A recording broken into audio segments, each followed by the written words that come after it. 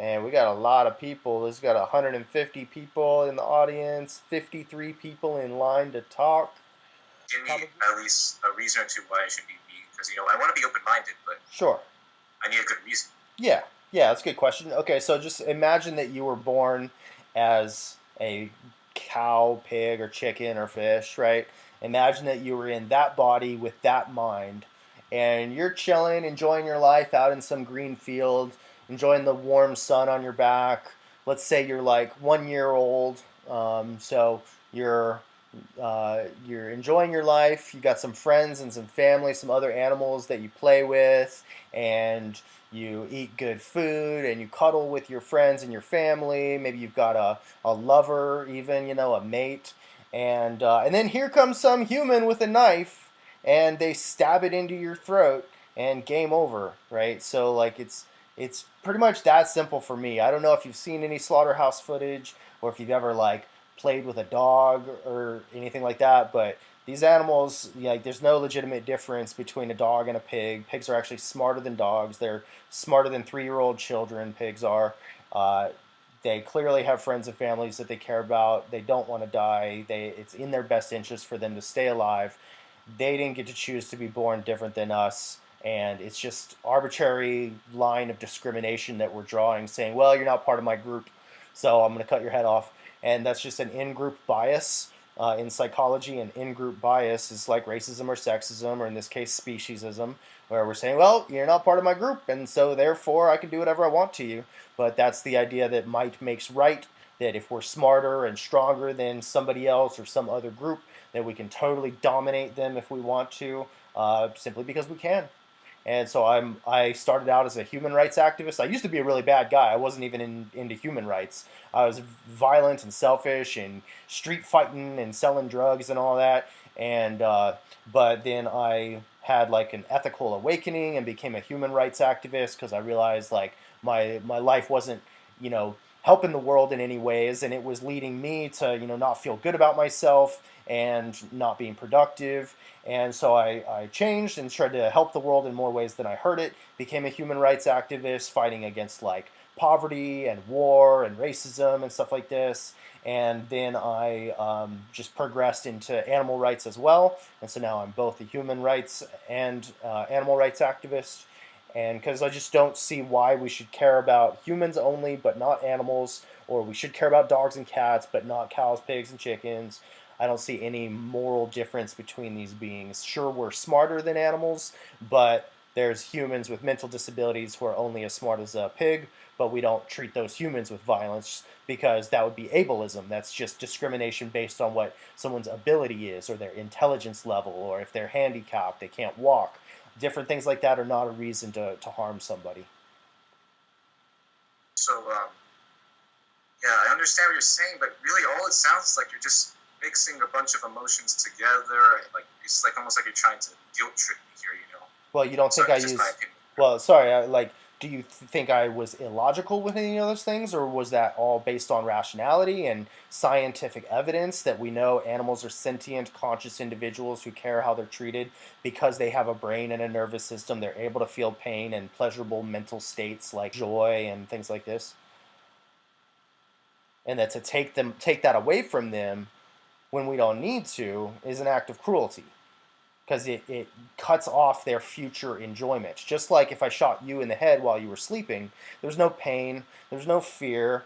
It was quick, right? So who cares? Well, I care because, and you would probably care. Society cares because it's unethical. It's harmful, even if it doesn't cause pain or fear. It's harmful to create to take away your life from you. That's murder. Like that's our top offense. And so because you have a future waiting to be enjoyed, you have all of your friends and family relationships would be destroyed in an instant. What, just because I want to eat you? I like the taste of your dead body when I could just eat a vegan burger or some rice and beans? Like, doesn't make any sense. Yeah, well, I'm not very fond of vegan versions of meat products because to me, like sometimes they tend to use like artificial flavors and sometimes even sugar in some cases, which I'm strongly against. And I would just usually just prefer to eat meat in that case. Because I've tried some vegan products and some aren't bad, but others just not good. No, Well, I'm sorry, you that's just can me. well you can still be a vegan and not eat sugar if you want. No, But that's not what I mean. yeah, but also like I don't know what brands you've had, but some vegan meats and vegan cheeses are better than other brands, you know. So if you have one brand that's no good, don't buy that again and try a different kind. But again, you don't have to eat all that stuff either. We got rice, pasta, fruits, vegetables, seeds, nuts, beans, bread. But I'm sure you'd find a vegan burger that you like, you know. I just don't believe vegan products can get me the proper vitamins, proteins, minerals I probably need. Because I'm an athlete, actually. I Okay. usually eat meats like fish, chicken, steak, Okay. have all those proteins I need to play my sport, soccer.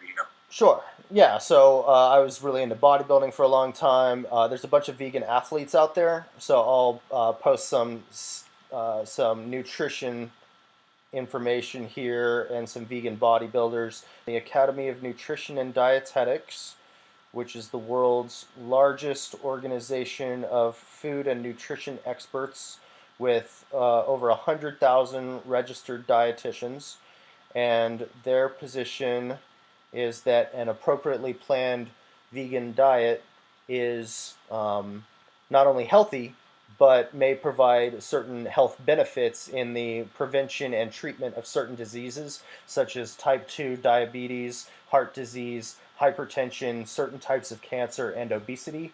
These nutrition experts confirm that a vegan diet is appropriate for all stages of the life cycle, including pregnancy, lactation, infancy, childhood, adolescence, older adulthood, and for athletes. And this is also supported by the Dietitians of Canada, the British National Health Service, the British Nutrition Foundation, Dietitians of Australia, USDA, etc., the Mayo Clinic. I could go on all day. So there's nothing that a meat eating diet gives you that a plant based diet can't. The only thing, like doctors do recommend, whether you're vegan or not vegan, that you take a daily multivitamin, which is not expensive and it's just one pill a day, and that ensures that you're getting all your vitamins and nutrients like vitamin B12. Vitamin D is really important. So I'll post some sources of vitamin D here in stage 1 text as well, or vitamin B12 rather. But yeah, what are your thoughts on that? No, those are just some good points. It's just like I said, I've always been attached to meat for so long. And my grandma, who lives in Peru's, been eating meat her entire life, apart from some vegetables here and there. She's now 98 years old. So I mean, as long as you don't overdo it with the whole meat, really, you can live Well, a long, sustainable life. Well, the thing is that's anecdotal evidence. So like that's the lowest form of evidence that we could look at. So what we would ideally look for is, peer-reviewed scientific literature with a control group and a large sample group and things like this, so that all other factors can be taken account for, like how much someone exercises, whether they're a smoker or not, stuff like this. And so that's why we rely on these meta-analyses to make these judgments when we're talking about nutrition. We want to ask the experts who've done rigorous scientific experimentation on the issue, rather than just pointing at one person. Because the highest killer of Americans, the leading cause of death for Americans is heart disease, which is drastically increased by the consumption of animal products, which has cholesterol in it, which clogs up your arteries and inhibits the flow of blood through your arteries. So as a vegan, I have a zero cholesterol intake, which means my risk of heart disease is way lower than yours. So I encourage you to do that for yourself as well, but again, also for the environment and for the animals. Actually, heart disease is the #1 cause of human death worldwide as well. If you can post some sources that you think are credible that help your point, you can do that in stage 1 text. But in the meantime, is there anything else you want to talk about? Because I feel like we've got the health issue tackled. Okay, so, to ask you a question. Yeah. Do you think humans are animals or not? Yeah, we are mammals. So humans are and animals. you do know that humans are dominant force in the animal chain, right? Yeah, we're the smartest animals, it seems. So even though we're the ones destroying the environment, uh, we are intellectually superior, but that doesn't give us the right to harm those who are weaker than us, does it? Yes, but I mean, like, you have to keep in mind that we've been always been eating meat for such a long time that really, like, it's just kind of, well, hard for you to be. Okay, So, sure, it can be hard to change, like psychologists say that it takes about 21 days to change a habit, about 3 weeks, like whether it's stopping smoking cigarettes or stopping drinking alcohol or starting a new exercise routine or a new diet. It takes about 3 weeks to get rid of that idea that you had been doing for so long and bring in a new idea, a new practice, and then you adjust. But um, in the thing is, just because something's been done for a long time doesn't make it ethical, right? Like, we've been oppressing women and gay people for thousands of years. That doesn't make it okay. We realized finally, because of some activists, we realized it was wrong, and we stopped doing that, and society progresses and advances towards more of a justice focused society, right? you can go on. Yeah, so I'm just arguing that we should do that with animals as well, because again, speciesism is um, unjust and irrational. I understand that, but I mean, like, do you really think animals like cows, chicken, well, not sheep, as sorry, I said pigs are actually pretty intelligent, but basic animals that we eat are really going to contribute to much apart from just roaming in the wild all day? Well, it doesn't matter what they contribute to society because, like, first of all, we bred them into existence. We forced them to exist. But if you're talking about wild animals, they do help support the ecosystem, but which Yeah, benefits us. But even still, it's not about how they're serving us. It's that they matter in and of themselves. Their lives matter to them. And so, like, same with you. Even if you stopped providing utility to the world, I would still say we shouldn't shoot you in the head. You should still be allowed to enjoy your life because your life matters to you. So it's the same kind of thing. And same with, like, again, mentally disabled humans may not contribute to society in any way more meaningful than a pig. They may have the intellect of a so, pig, and so just because this human doesn't contribute to society because they're not able to, doesn't mean that we should kill them. can I move on to my next question, please? Yeah. So, do you think it's possible for the whole world to be vegan? Eventually, yeah, like not right now, but it's not going to happen overnight. It's going to be a gradual progression as more people buy vegan products and less animal products. Then the products on the store shelves will change, and international trade will make it easier for other countries to go vegan as well. But eventually, like, it is a thing that can happen in the future if we put our minds to it. We have the technology to just grow plants. It's not hard. It would save the environment. And what about the native populations that have always been hunting meat for years? Yeah. So again, I would say And that. you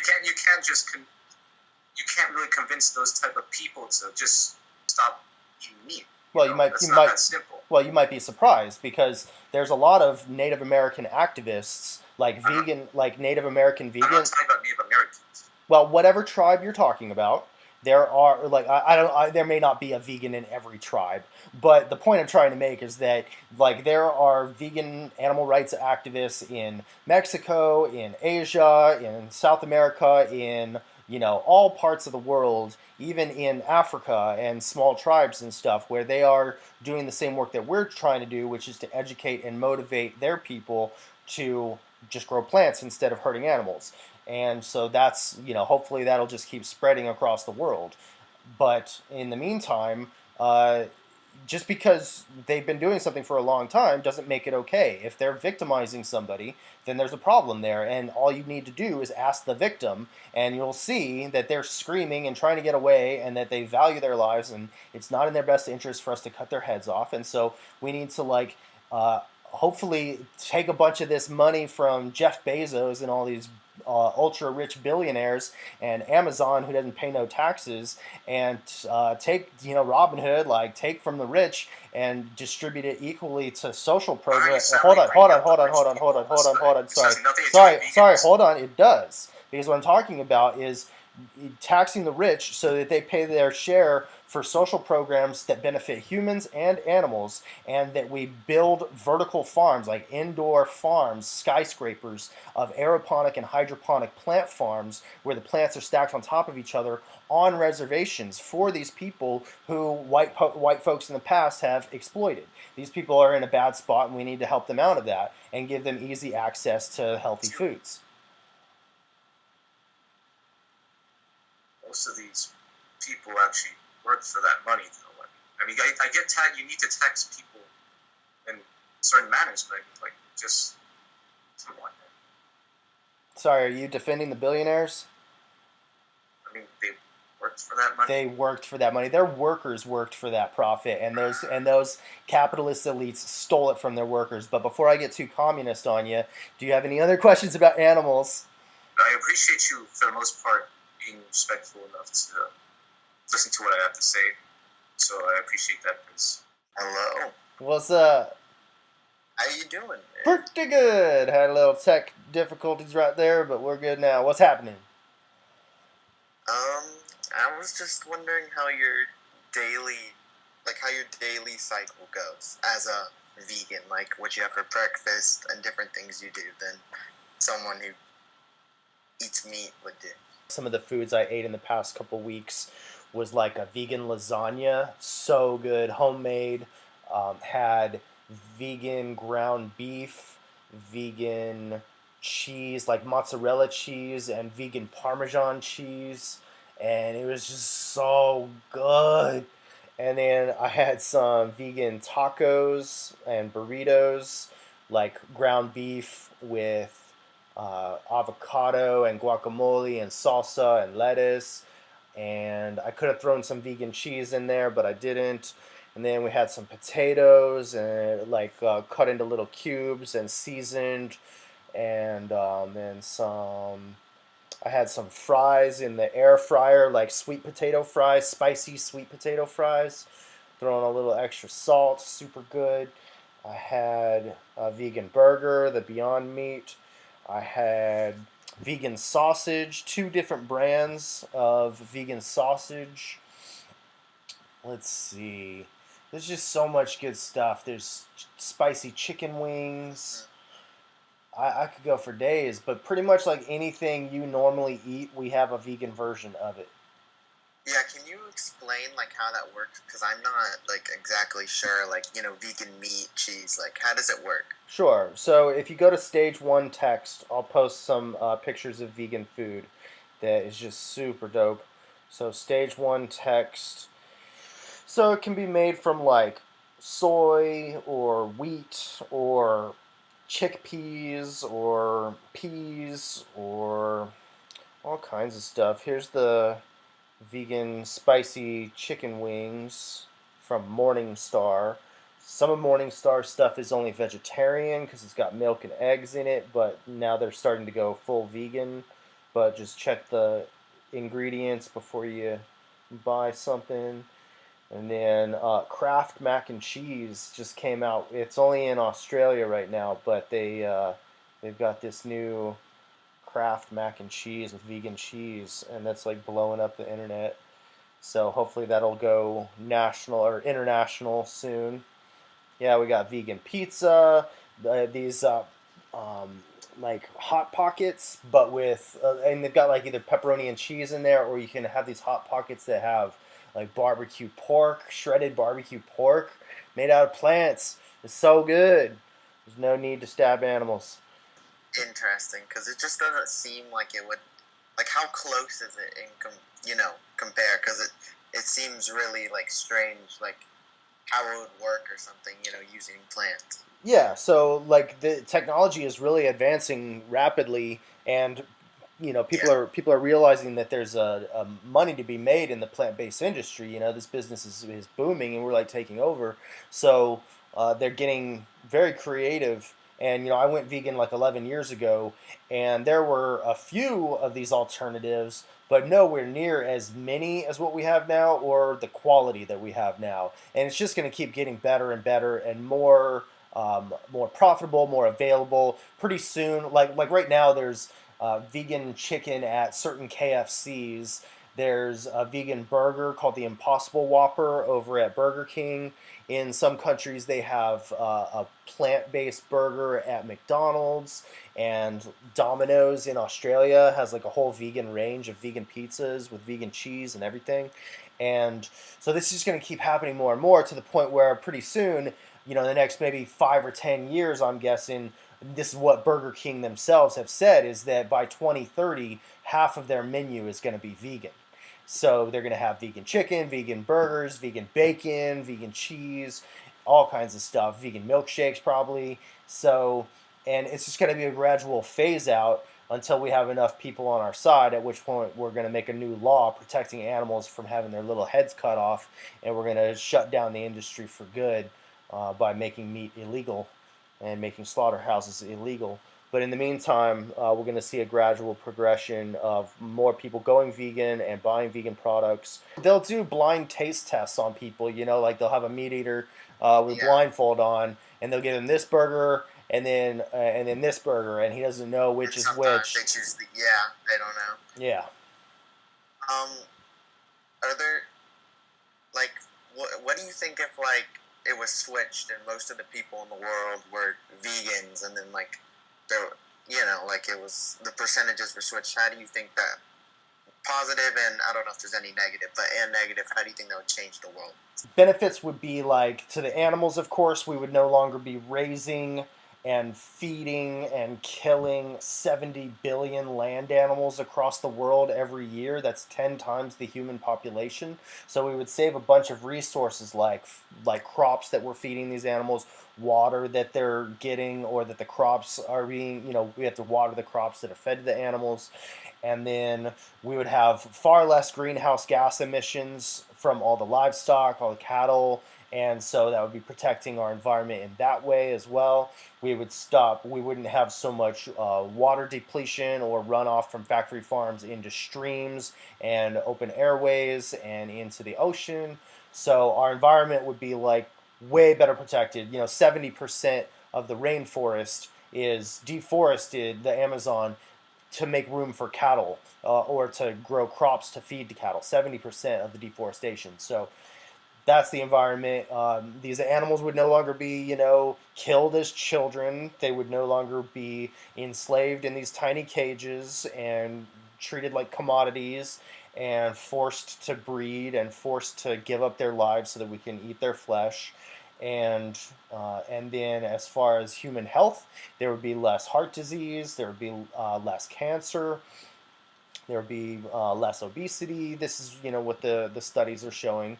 And it would just be a better world, and we would have evolved to be more kind and rational people who expanded our circle of compassion to include everyone, regardless of our differences. So even if they're a different color than us, a different sex than us, born in a different nation than us, or born into a different species than us, all these things would be irrelevant when we're factoring in ethical considerations, such as whether or not to stab somebody.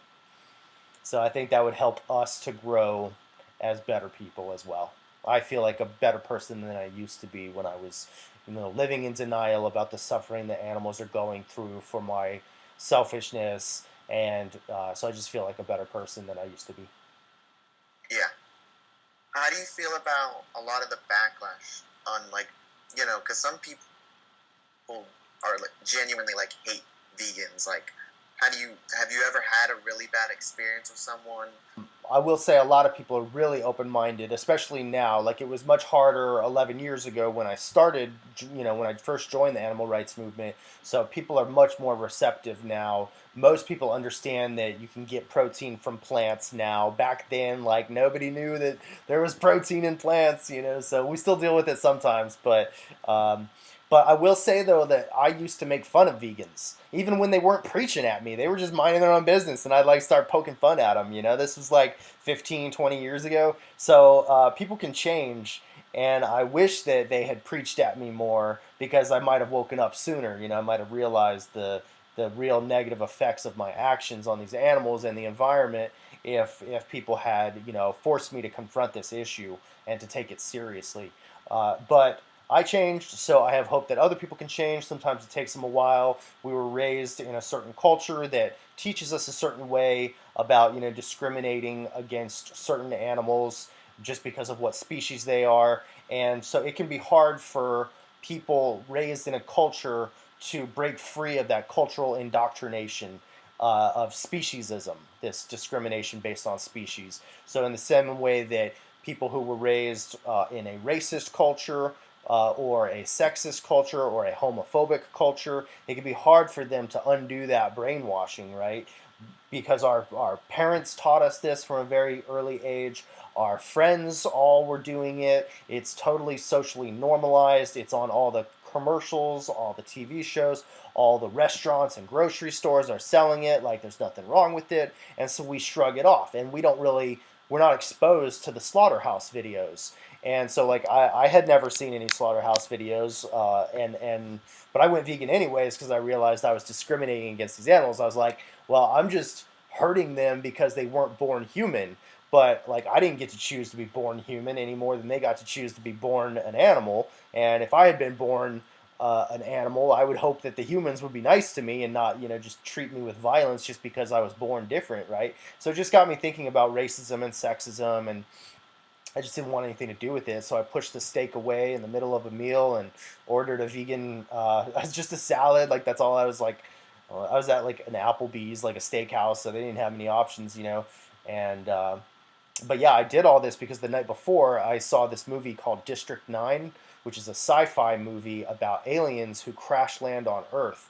And the aliens in the movie are like sick and No vulnerable. spoilers. I haven't seen it. I haven't seen it. No spoilers. Okay, Cut okay. that out, bro. Okay, well all I'm gonna say is like the first 10 minutes of what you're gonna see anyways, okay? But the premise of the what you would read about it, and everybody can cover their ears if they don't want any spoilers, but it's not really a spoiler, but everybody should check out District 9. It's a really entertaining movie. And it's not like about animal rights, it's just about like discrimination in general, like xenophobia starts with an X. Xenophobia is fear of foreigners. And so it's really about that, where these aliens crash land on Earth. They're sick and vulnerable, and the humans in the movie exploit the aliens' vulnerability and put them in these ghetto camps and run painful experiments on the aliens because the aliens aren't human.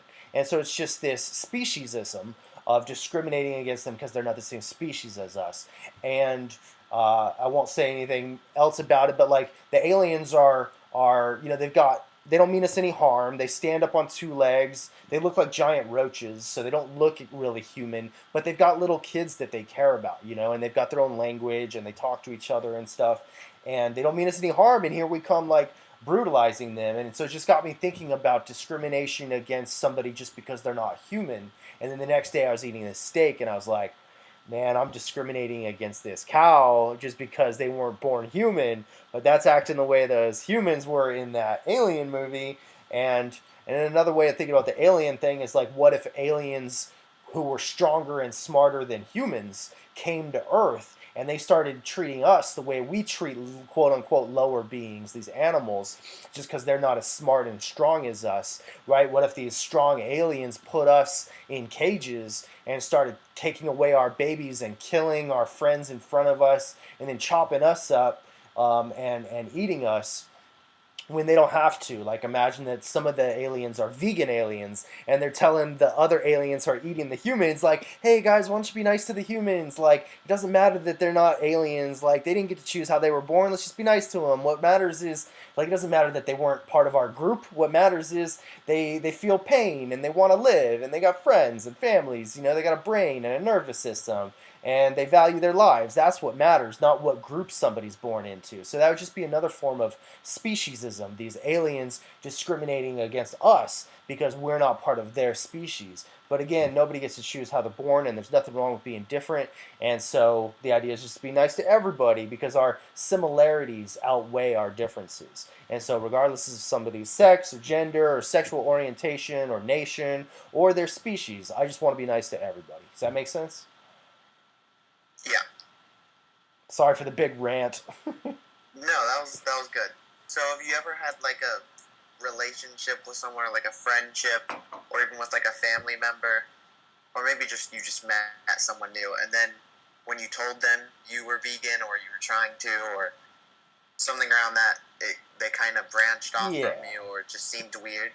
Yeah, definitely. So I've like during protests and stuff, I've had people throw burgers at me, throw a glass of water in my face. Yeah, all kinds of stuff. I was put into a chokehold and dragged out of a restaurant during a protest, and then they had the cops take me to jail, and so I went to jail for a night, and and then the charges got dropped and all this stuff. But it was crazy.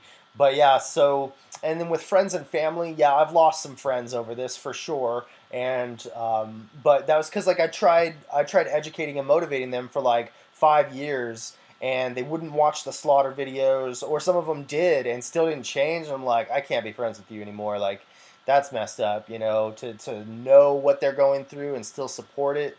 And I was calm though, I was like, and let me explain speciesism to you, and like why are we doing this to dogs, and or why are we doing this to pigs but not dogs, and stuff like this. I explained everything and they didn't change. So I just had to find a better group of friends to hang out with that would be supportive of what I was so passionate about now. And so now I got a bunch of vegan friends and it's much better. And some of my friends did go vegan, but most of them did not. And then I've had some fights with my family every now and then, but now we're on good terms, even though my brother is a hunter. And so yeah, you just try to love people anyways and be patient with them, but also stand up for yourself and for the animals because they're the real victims in this. People, especially in a lot of ethnic cultures, it's seen as a huge sign of disrespect to say that you don't want to eat something that your family put time in cooking or eating. It's really disrespectful, and it takes heavily offense to that, and people will be upset if you say that to them. So it's not an option for a lot of people. In my native culture, and no, just in my African culture in general, no animal is treated bad. They're not slaughtered. They're killed, but they're not. None of it goes to waste. We utilize every part of the animal. Let's take buffalo, for example. We use the skin, we use the organs. We eat every part of the animal. Nothing goes to waste. If we can't eat the skin, we make it into clothes in the winter. This is how our people survive. Even after European Americans came and violated the treaties that they're still violating currently, and this is the only way we can survive on some of our reservations that we still have, especially in Minnesota, because they're building a pipeline where we can't even get basic access to water. So these are basic things that we survive off of. If somebody truly cannot, like, has no access to plant foods, then that's not our target audience. And we're trying to aim at people who can make this switch, because we don't want to make somebody feel bad if they're in a survival situation and they're just doing what they got to do. But ideally, we would, through education and motivation, help people all across the world to realize that there are alternatives and to help them implement those. Like, we can help build vertical farms all across the world so that all humans have easy and free, I would hope, access to healthy plant foods. So there would be no need to take the lives of animals, and we could all eat healthier. Okay, thank you. Now I'm going to speak, so don't interrupt me, please, because I refrain from interrupting you. First, thank you for saying that. It's not your target audience, because my people are struggling, my people are dying, because European people are still violating their treaties that they promised us, and that this land that we are promised, well, it was our land in the beginning, and the treaties are still being violated right now by building pipelines and a lot of spilled things. We don't have access to water, things such as that. So what I want to say is, along on that term, I wanted to say something. As I said, again, I'm Afro-Indigenous. With that, you were saying before that Black people used to be considered 3/5 humans, which is absolutely true. We were. In that I don't know if you're European or not. Can you answer that really quick? Are you European? Scottish heritage. Okay. So yeah, it's not at all your place to say that. Oh, it's not at all your place to make the analogy that, well, your people used to literally rape and eat my people. And it's not at all your place. I'm just gonna say that entirely. It's not at all your place to compare my people to 3/5 of anything. That's entirely disrespectful. Know your place. You are a colonizer. You are European. Okay. And I'm not generalizing all, because I know not all European. No, don't interrupt me. Don't interrupt me. I didn't interrupt you. Don't interrupt me. Don't interrupt me. I'm going to continue speaking because you do not know when to shut up. And a lot of people are being way too nice to you, so... Oh shit, who did that? Thank you, whoever did that. I was about to do the same thing. Can I speak on this? Zenith. Yes, Zenith. Preach to us. Thank you, Oofis. Zenith, preach to us your wisdom. Factory farming did not come from the indigenous people. And it's really weird whenever people say, oh, we need factory farming and we need to keep killing animals. And they use culture as an excuse, okay? We were forced onto reservations. We didn't want to be on reservations. We don't have our fertile land that was stolen and taken from us. So fighting for the right to keep eating animals is silly. I agree with all the stuff about colonizers coming in, the pipelines, all of that, but none of that has anything to do with what you're going to choose to put on your table tomorrow morning for breakfast. None of it. If you want to choose peace and you want to respect an animal, then let those animals live and choose peace instead of violence. So it's real weird whenever people tokenize indigenous culture as an excuse to continue perpetuating violence against animals. Because if you actually respect animals, you'll let them live. Survival is a different situation. So when it comes to that, I don't know why you're fighting vegans. If you really want to fight this system, then stop perpetuating it, stop paying for it. So when it comes, like on the reservations, you pretty much can't hunt. So I don't even know what you're talking about. Like as far as like, oh, it's our right to like kill animals and stuff. It's like, yeah, it is your right to eat, you know. And reservations, the entire system needs to be abolished, and we need recompense. You know, but none of that has to do with, oh, bacon, though. Like, none of it. Like, you can fight the colonizers without perpetuating the violence. Oh my god. Just made. No. Ellie, how did you even get up here? Should only certain Wait, people no, don't be take able me, to please make the let me points speak. that If you just kick me, made? you're racist. Stop calling people racist, please. I'm going to read a quote from Angela Davis, a powerful vegan woman of color civil rights activist. Angela Davis says, animals were not made for humans any more than blacks were made for whites or women made for men. So there are a lot of vegans of color who think that we have no right to needlessly oppress animals. If you're in a desperate situation, like some tribe that has no access to a grocery store or plant agriculture, then that's not who we're targeting. We're not trying to make any of those people feel like bad people because they're in a hard spot. But if you can go vegan, you should go vegan. The animals desperately need your help. They've done nothing wrong. They do not deserve to be treated with violence. And culture is not a justification for hurting somebody, whether they're humans or animals. There's many good parts of our cultures, and there are bad parts of our cultures. And we have an obligation to those who we share the planet with, whether they are human or animal, that we not hurt them just because our culture says it's okay. There are many other things like spices and music and art and dance, parts of our culture which are good, which we can maintain, but the bad parts of our culture must be eradicated. Move on to, we've got like 50 hands up. And just a reminder, we do these stages every day, so if you weren't able to get on stage to ask your question or make your comment, you can join us again tomorrow. This is a very popular server. There's also people talking in the VC channels right now, the voice channel. And I just want to point out, we have close to 200 people on stage 1. We do have another stage right now where there's only 41 people. So the title of the stage, Why Am I Not Vegan? Yeah. So to answer that question, I just don't think there's any sufficient ethical reason to go vegan. Okay, so would you support a slaughterhouse, like if a slaughterhouse popped up in your neighborhood, but they were killing dogs and cats, would you find that morally objectionable? Yeah, probably. Okay, so what's the difference between a dog and a pig? My particular in that instance. I'm sorry? Oh, just my particular preference in that instance of the dog murders. Yeah, I'm asking what about that, like why do you have that difference of preference? I don't know, like, particularly why I have such a preference, right? But I do possess a preference. Do you think it's because of the culture you were raised in? No. I do. I think that's the reason that I was taught to care about dogs but not care about pigs is because of the culture. I was born and raised in a speciesist culture. Okay, And I don't see any legitimate difference between a dog and a pig, and I think you might as well be stabbing dogs. right, in my moral system, right, we can have two beings who are identical, right? And one has value and one doesn't, right?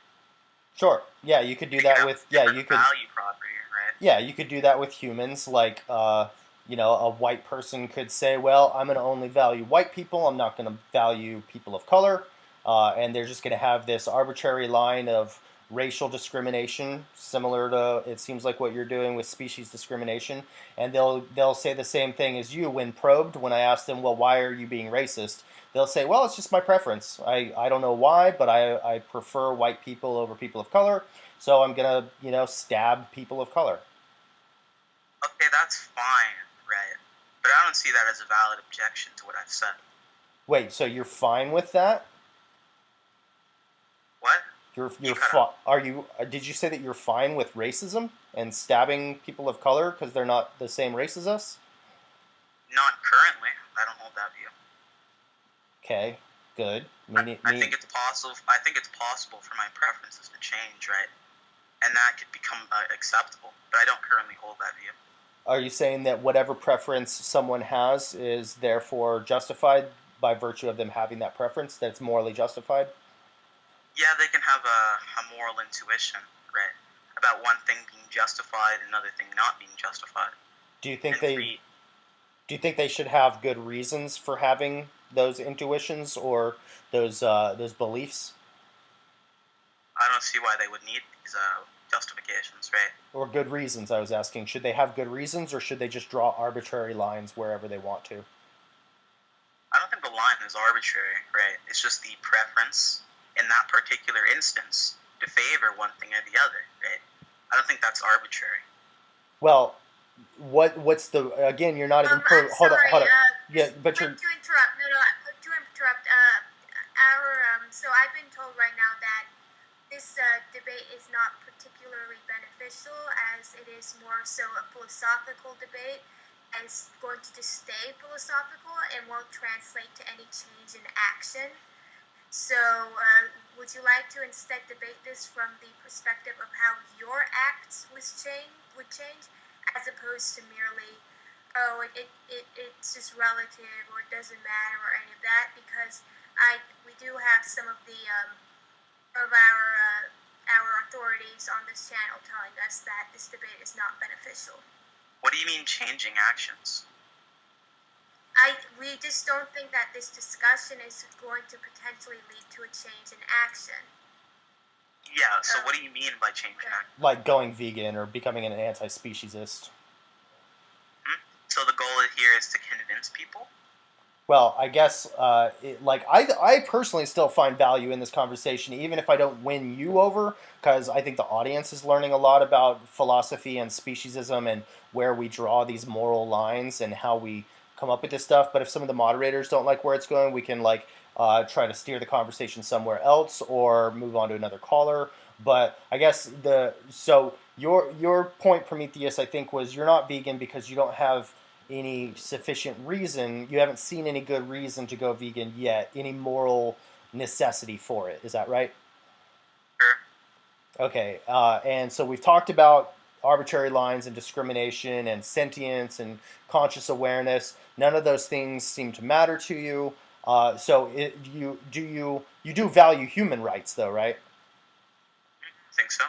Okay, because I was talking to another meat eater earlier who said that it's okay to enslave humans so long as they don't know what's going on and they didn't know any better. But you don't agree with any of that, right? Sure. Okay, cool. So, so we would just see this as an extension of human rights. The same reasons that you value humans, unless you have some weird reason for why you value humans. But I'm guessing, and correct me if I'm wrong, do you value humans and seek to have them protected under law because they are sentient, like they have a brain and a nervous system and are therefore the type of individual who is able to feel pain and have preferences of their own and that we shouldn't violate that unnecessarily? No, I just say that my particular preference, right, in that instance, is to say that to value humans, right? It's my moral intuition in that preference, whereas I don't have that intuition. Okay. Okay, so I guess you're not really giving any reasons for holding these beliefs. So you're just holding these beliefs seemingly at random, which seems to be an arbitrary line that you're drawing without any critical analysis of your thoughts or behavior. So I don't think this conversation is going to go anywhere. So we'll move on to somebody else. But if you want to formulate a better argument or line of questioning or something, come up on stage another time or join us in one of the voice channels, and somebody can talk to you right now if you want. But yeah, I think we'll just move on then. Okay, nice talking to you, bud. Okay, have a good one. Okay. Yeah, I'll see if I'll talk to them in a different VC. It's just like, it's just like saying that you have this preference. It's just not really informative. Like what we're wondering here is what informs you of this preference. Like what it about is that makes this preference, or what the preference exactly is. Just saying that you have a preference is just not informative, right? So like, how you're even going to really get a conversation of that. Also, saying that two things can be the exact same, but you can still give them different moral value or different preference. It seems just like special bleeding. I'm largely against the oppression of animals, but not the hunting of animals, because if we were to get rid of all these slaughterhouses and whatnot that are torturing all these animals, then they'd still be hunting each other. You know, like these cows, they wouldn't just stop dying because they still have natural prey. Like, well, an antelope doesn't give a damn about what a cheetah thinks when it's going to hunt it, but that cheetah doesn't care either. That cheetah's going to still hunt the antelope, and the antelope's still going to die and get eaten. But the idea is like with cows, pigs, and chickens, we would stop breeding them into existence. And then with wild animals, I'm not even sure that we would need to do a population control, but if we did, that would be better than killing them in order, or whatever. But with hunting, you said earlier that you're against the oppression of animals, but not against hunting. And I don't see the connection there, because to me it seems like if we were being hunted, we would call that oppression, right? Not the same kind of oppression as being if we were being farmed and killed in a slaughterhouse, but if we were being hunted by other humans or something, like that would be an oppression, right? By other humans, maybe that, because cannibalism isn't good. But if we weren't the top of a food chain and we were being hunted, I wouldn't consider that oppression. I'd just consider that the food chain. Like that's how it works. Well, like animals hunt each other. That's how it's worked since life has existed. Okay. So let's imagine like aliens though, or if there was some animal that was above us that was as smart as us or smarter, and they could eat us, but they didn't have to eat us, but they chose to. They chose to hunt us even though they didn't need to. Would that be oppression?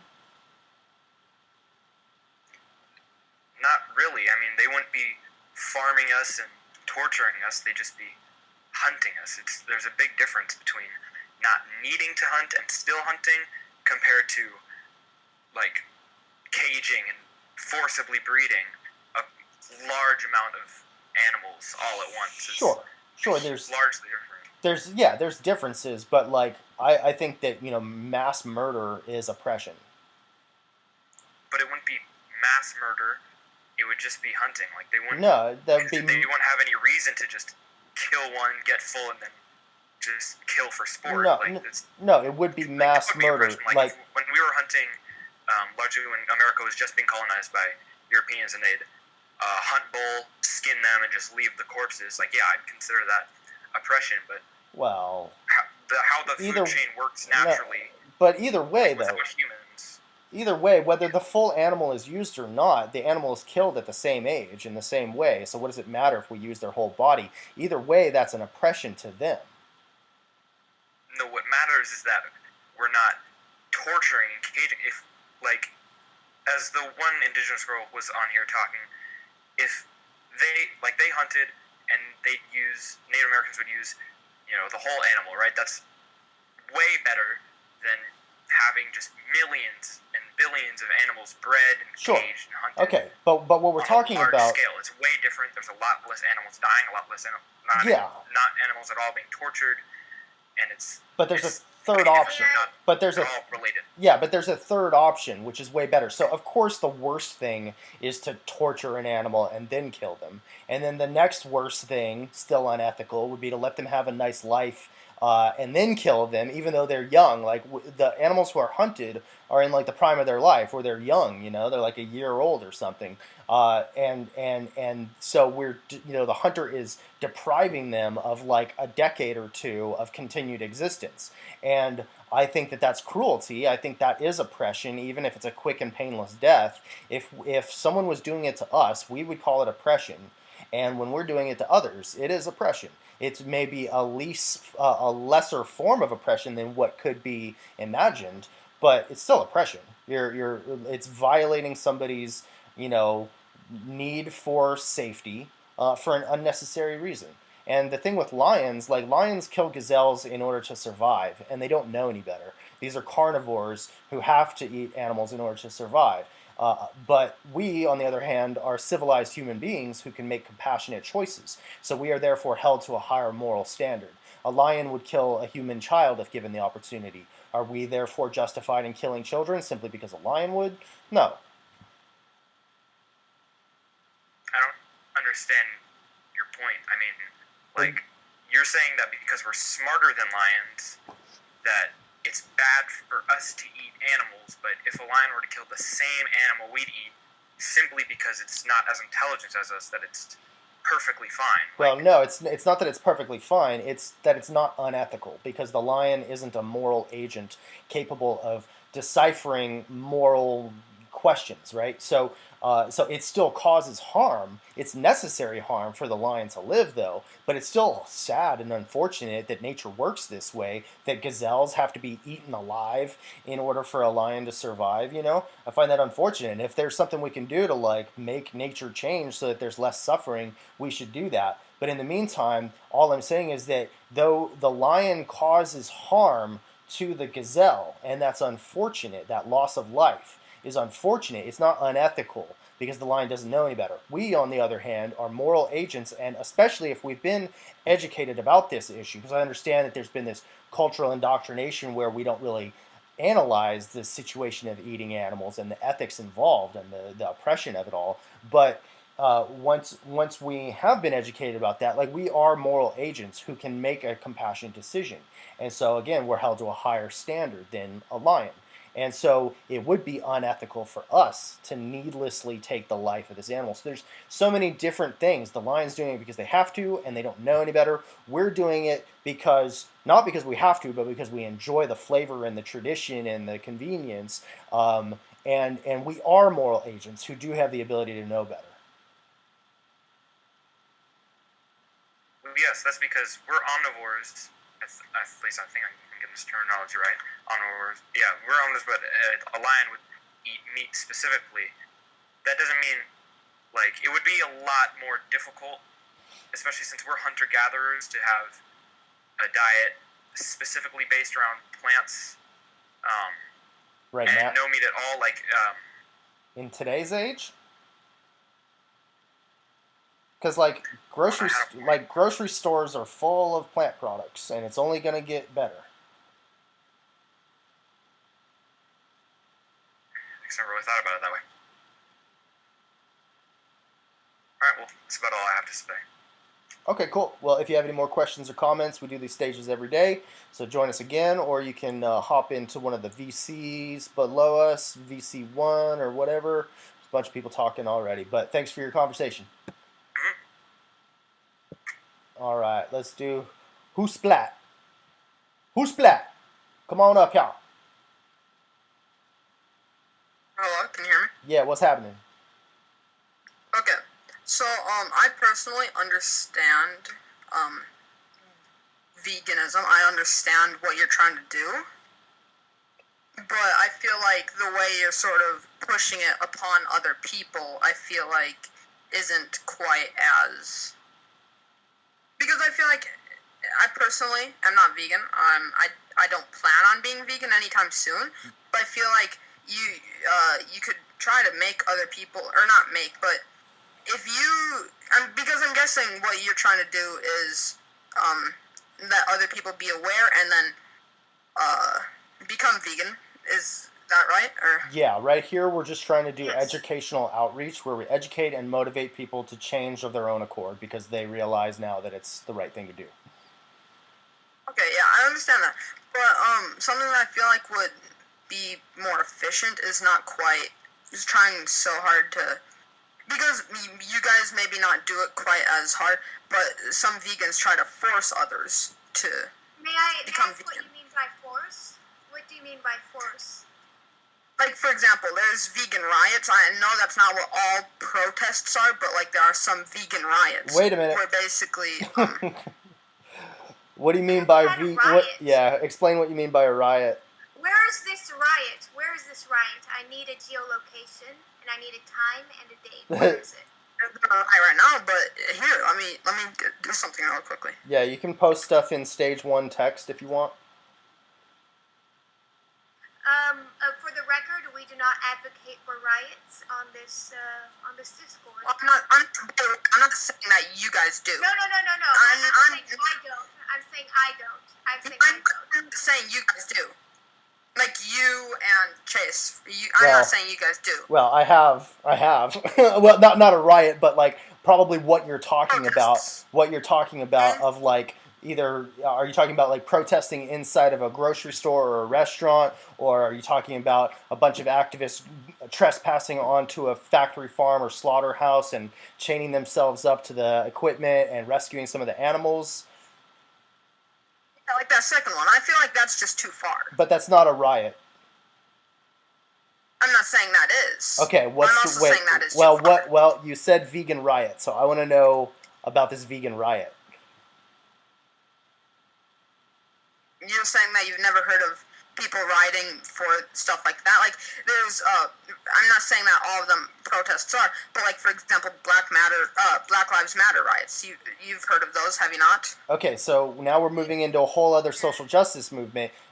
First of all, like 94% of Black Lives Matter demonstrations have been peaceful, nonviolent actions, okay?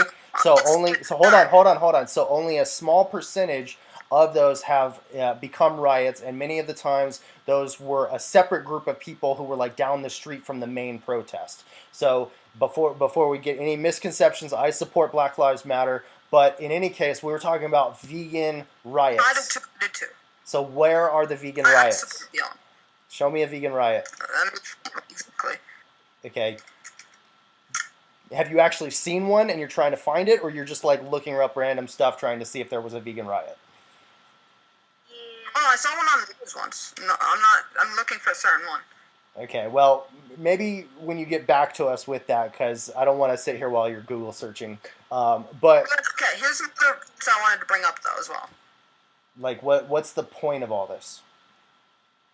What do you mean? What's the point of all this? Like, what specifically do you have a problem with? What form of activism do you have a problem with, and why? I'm sorry, you're cutting out. What? What form of activism do you have a problem with, and why?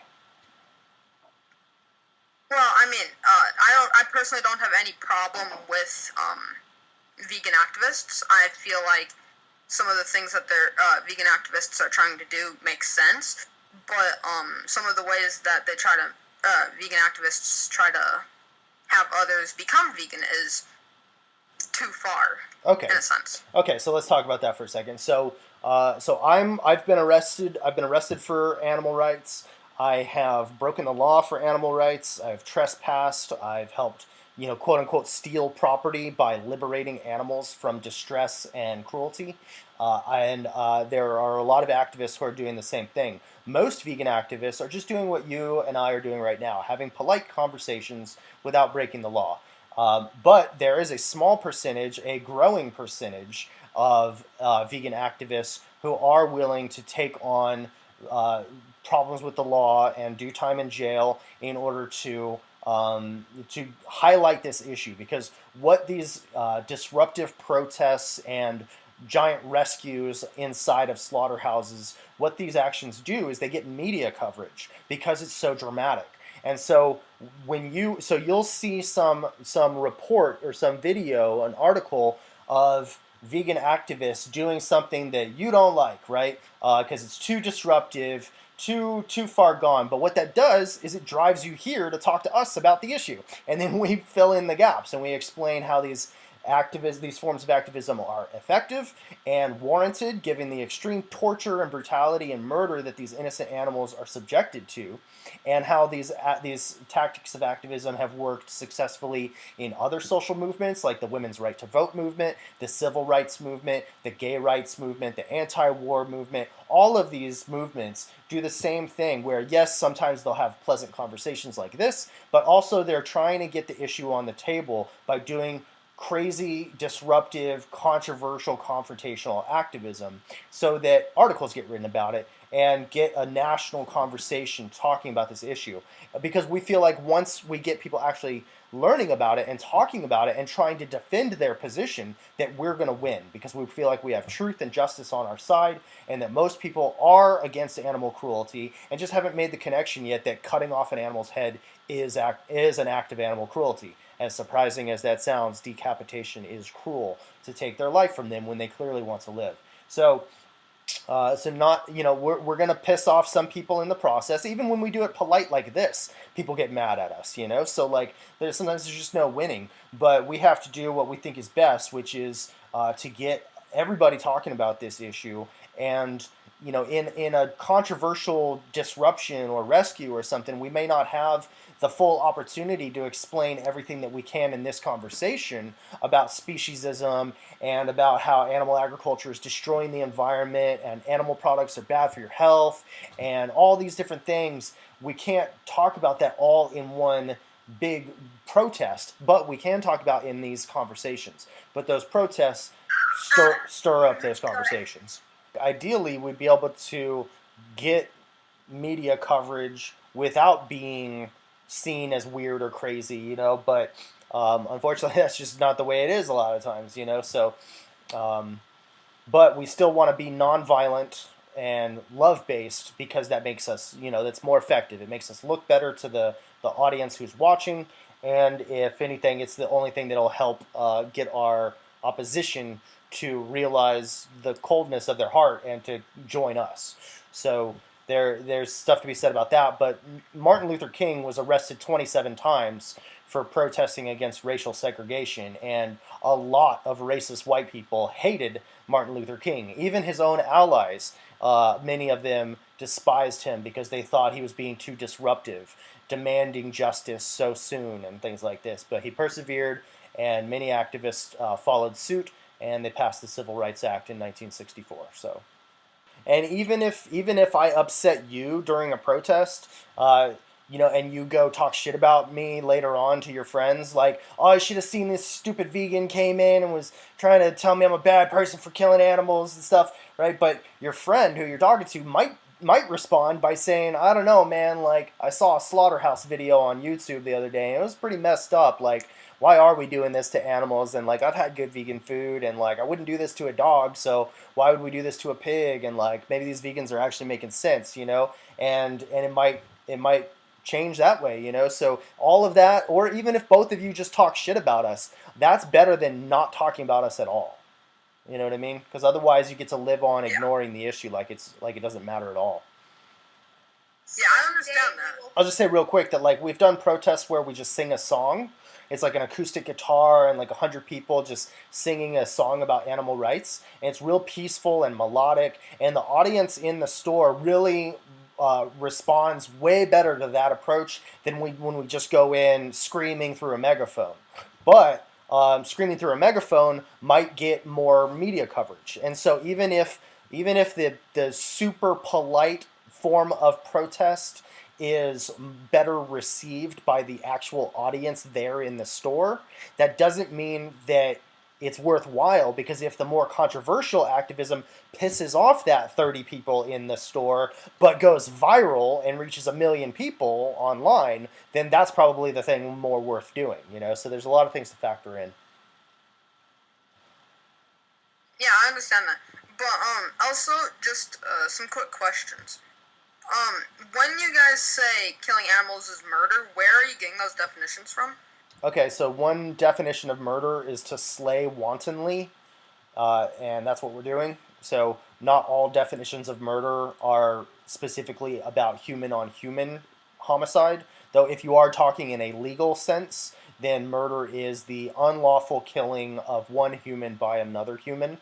So we're just not talking about in the legal context. We're talking about how the word is used colloquially. And if there were, like if I shot a dog in the head, right, I'd have murdered that dog. Not by the law's standard, but if you and me, you'd be like, you murdered that dog, man. Why did you do that? You would understand what we're talking about.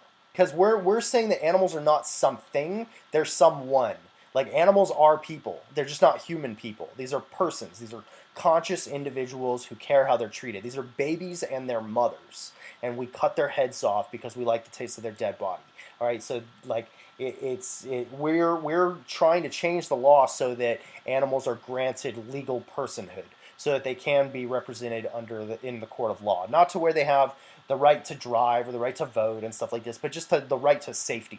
I'm a human rights activist also, and so I fight for a lot of different human rights causes, but I'm prioritizing animals because they are so underrepresented in our society.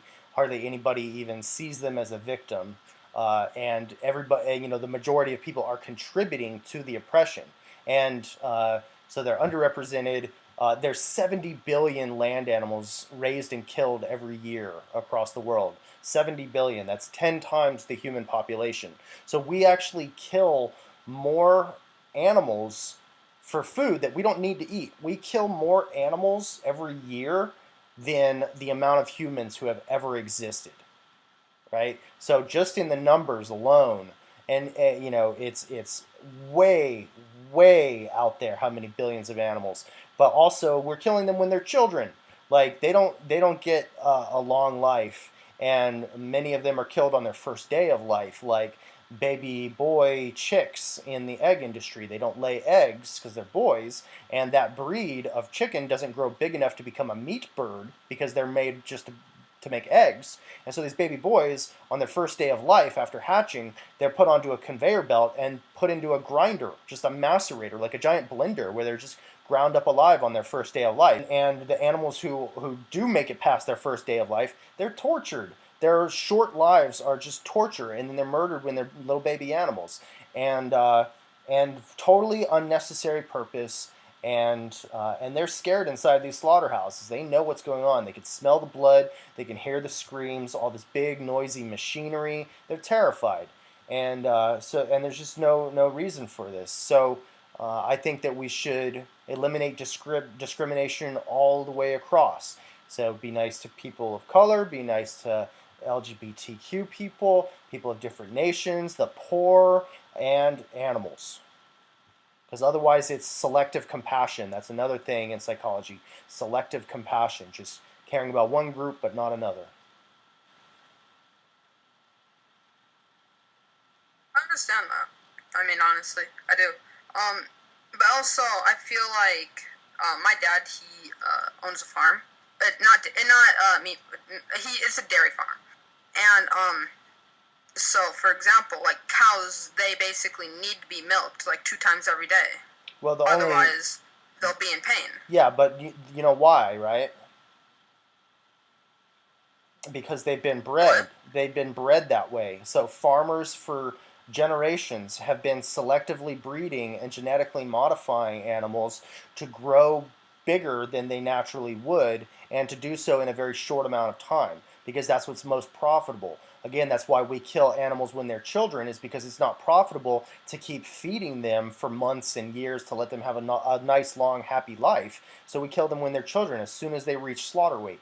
And with dairy cows, the reason that they have to be milked is because they've been selectively bred to overproduce milk so that farmers can make more money off them. So their breasts get like twice as large or more, and they get infections like mastitis and udder infections from being overmilked and all this stuff. And like that milk is just for the baby. The baby should be drinking that milk. And if there's excess milk, then yeah, go ahead and milk that cow so that they're not in pain anymore.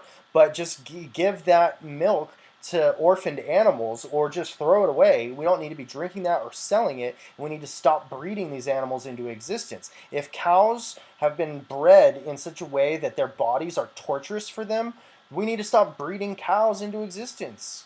And a lot of times they end up not even be able to walk because they can't support the weight of their own bodies. Like, a lot of people lose jobs from if the world were to go vegan.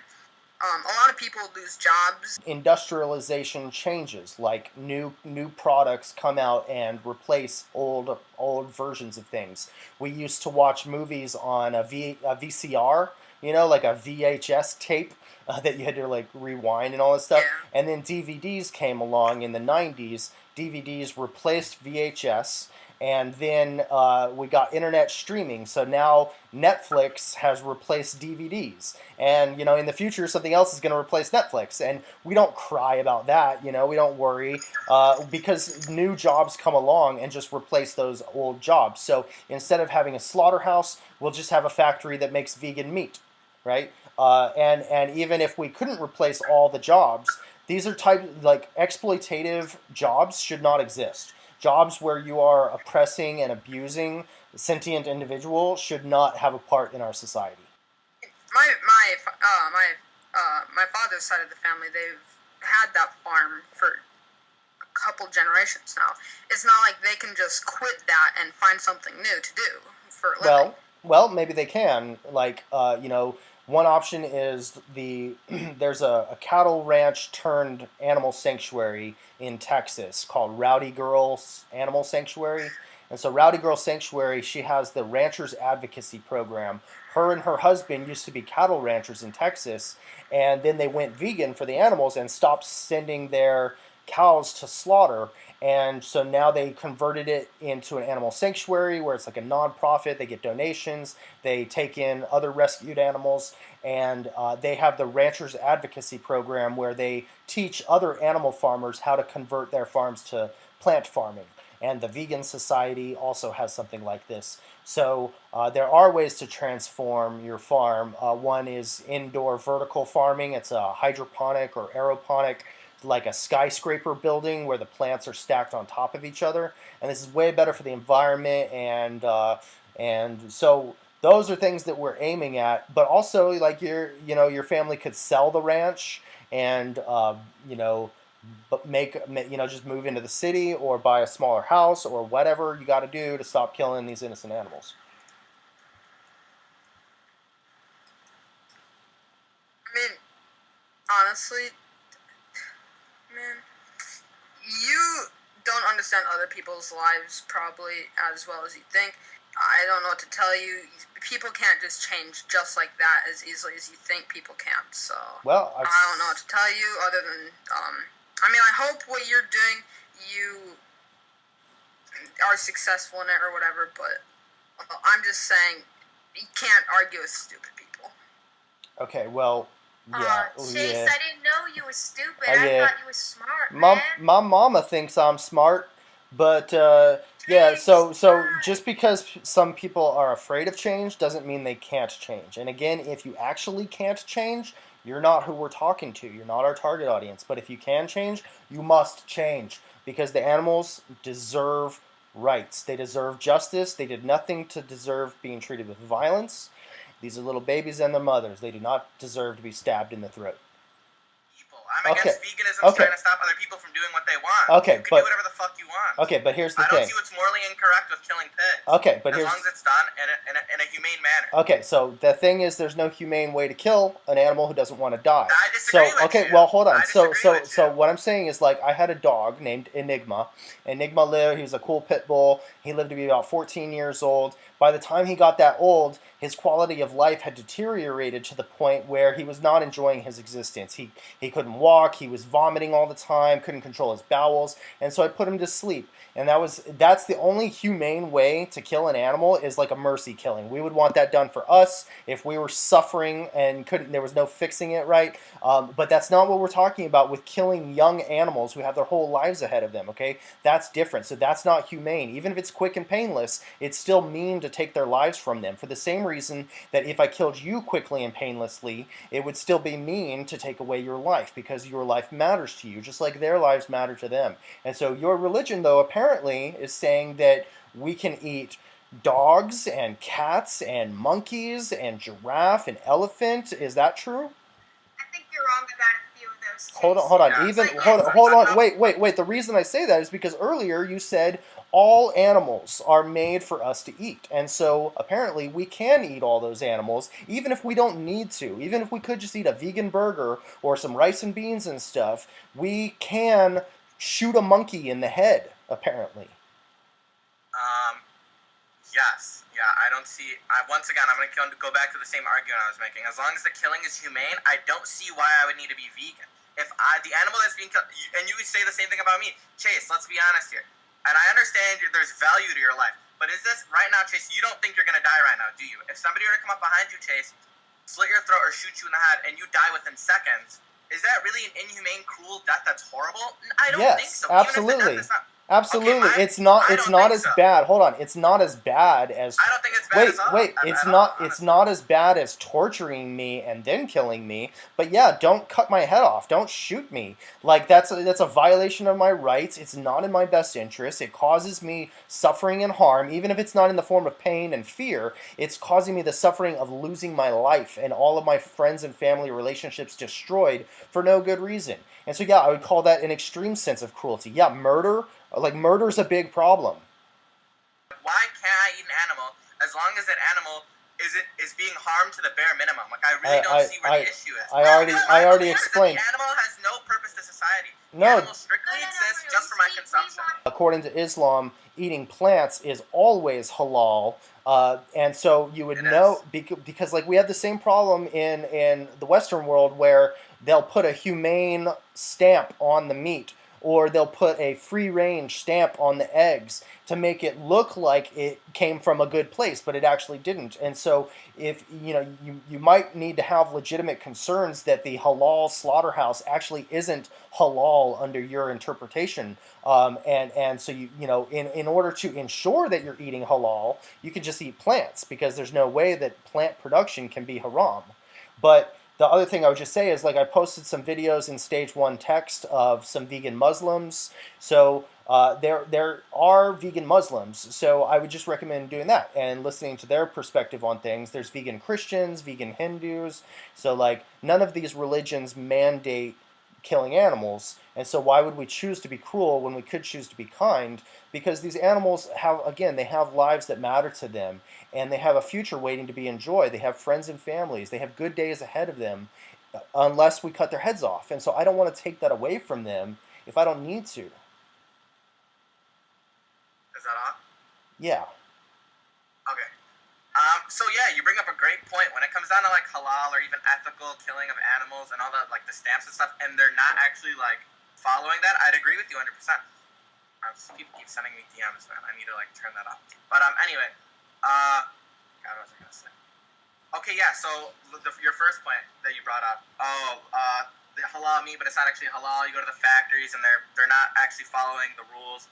I agree with you. That is 100% wrong. That needs to be taken care of, and that's not what I'm here to stand for.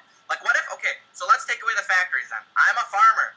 I have goats in my backyard, Chase, and I follow the halal rules of killing that animal. And my personal belief is that animals strictly exist, especially certain animals. Sure, you want to compare like a parrot to like a parrot to a chicken. Like, I don't care. Okay, I believe personally animals exist for the consumption of humans. Okay. Because what do they bring into society, right? What does a goat in my backyard do to help me or society develop the world? Okay. What does that goat do besides feed other animals? Okay, sure. What is its purpose? Sure. So there's it's just a food chain. Okay. So there's lots of animals who exist in the wild who don't serve us, and yet their lives are valuable to them, and they help the ecosystem, right?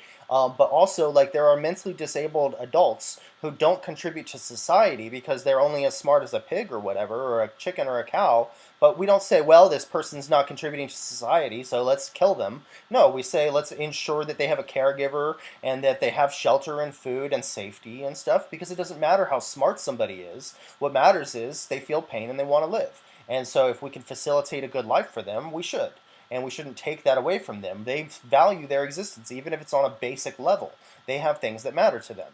So, and again, so this is just an arbitrary line of discrimination of like ableism, because they're not as smart as us, or similar to racism or sexism. They're born into a different group than us, so we can do whatever we want to them. They're not part of our group. They're born as animals. But you got to remember, we are animals. We are mammals, all right? So these are our distant cousins. But another thing I would say is that, like, just because it says something in a book or in a church or a mosque or something doesn't mean that it's true, and doesn't mean that it's good. And so, like, I was raised Christian, and there's all kinds of terrible teachings in the Bible that I had to learn, oh, we shouldn't kill homosexuals like it says in the Old Testament. Oh, we shouldn't oppress women, just because they're not men, and no, men are not above women, and all kinds of things in the Bible that I threw away and then abandoned religion entirely. So like the Bible says that in the Old Testament it says to kill atheists and to kill people of other religions. So the Bible literally says to kill you and me. Since you're Islam or you're Muslim and I'm atheist, the Christian Bible says that those followers of the Bible should kill people like you and me. So my question is, should that Christian just believe whatever their Bible says and try to kill you and me? Is that what you and I want? Or do you and I want them to read this book and be like, well, some of this book is good, some of this book doesn't seem to be so good, so I'm going to ignore the bad parts and I'm not going to follow violent instructions from some book when I could just as easily be nice to my fellow humans, nice to my fellow animals. So, like, religion is just not a good justification for causing massive unnecessary suffering. Okay, well, that was quite the rant. But first I'm going to address the first thing, because all that religion stuff, once again, just because I'm Muslim, you guys, that's so confusing to me. I'm bringing up strictly the ethics of halal meat, but still, regardless, I'm going to address the first thing. So, like you said, oh, no way out. If you have a human, right, and he doesn't contribute to society, mentally disabled, whatever it is, he, shouldn't be killed off. And I would agree with you, Chase.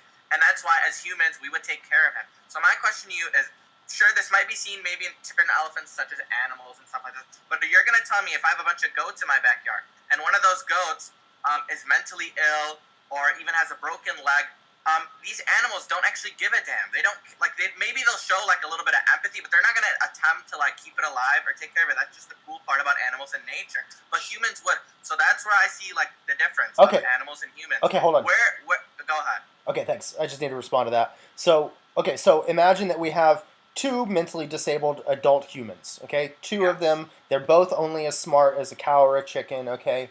And one of them sees the other one is being oppressed, as being about to be killed or something, right? The neither of these mentally disabled people have the cognitive ability to fight out against it, to protest, to resist very much, to legislate against this oppression. They don't have the ability to help each other, right? So the one person who's not being oppressed, that's mentally disabled, doesn't have the cognitive function to help the other mentally disabled person. So this is just an analogy of how. Hold on. So this is just an analogy of how animals can't help other animals. Sometimes they do, to whatever degree they can. I have seen them try to help each other save each other from slaughter, but. Even in cases where they don't or they can't, that's not a reason to hurt them, because again, these two mentally disabled people, one's not going to help the other one. That's just because they don't know how. But so what? That doesn't give us a justification to kill one of them just because the other one's not going to help. Okay, but my question is, how do you know that with the example of goats or cows or whatever, how do you know that? Because you can't speak for them, right? You can make assumptions based off their actions logically, sure. But I'm asking you, how do you know for a fact that when I have 20 cows in my backyard and one of those cows is born, he has some mental issue, he doesn't talk to the rest of the cows, he's weird, he has maybe missing a leg. Usually the cows don't actually care about the other cow. They're just going to live their life, reproduce, eat grass. I already answered this, but I already answered that with I already answered that with having two disabled people or a group of disabled people where imagine you've got a group of disabled people, mentally disabled people, one of them is being harmed or slaughtered, right? The other mentally disabled humans might not care or be able to do anything to help them, but that doesn't make the slaughter okay. Why would they help them if they don't care? It doesn't make any sense. Well, to clarify, what I'm saying is they either may care but not be able to do anything about it, or they may not have the cognitive function to realize what's happening, or you could put a wall in between them so that they don't even realize that it's happening. But the point is it's still mean to do this to the victims. Yeah, but if they don't know, why does it matter? You're assuming that they care about each other. I'm assuming they don't, so we're never going to agree. Well, I'm telling you the cows don't don't give a damn about the other cow. No, Like, they you're telling do me though. They They do though. First of all, they do care about each other. But even if they don't care about each other to the same degree that we care about each other, that's irrelevant, because the point is they still have basic pleasures in life that should be respected. They have lives that matter to themselves, even if nobody. Hold on. Even if nobody else cares about them, even if no humans care about this animal and no other animals care about this animal cares about their own existence. I still don't believe that like the purpose of animals wouldn't come down to the fact that they are strictly for human consumption. Because like you're an atheist, right? So you don't believe in any of that. But a lot of other religious people in the chat, like if we believe humans had a purpose, right? So what is the purpose of animals for the religious people? I know Chase isn't going to agree with me here because he's going to be all science, boom boom, dust, particles. Sure, and that's totally fine. That's his opinion. But for all the religious people in the chat, what's the purpose of animals? It doesn't make any sense to me. They don't have any purpose. It's just like it's just a cycle of biology, right? Like they're going to be eaten by a lion or a wolf or whatever, so I don't see what's wrong with me eating it. I'm going to be eating it in a much better fashion than a wolf or a lion is. So I mean, it seems better to me. Like, naturally. Well, again, like I don't see any evidence of your God or of your religion being true, so I don't know. So I don't know why I should accept that your reason for killing animals is justified when it totally doesn't need to happen, and you can be a vegan Muslim. So there's so there's just no justification. You're just not bringing any logical justification for animal cruelty to the table. And again, it is. I don't believe it's cruelty. It is cruel to take their lives. It is cruel cutting their. It is cruel to cut their heads off.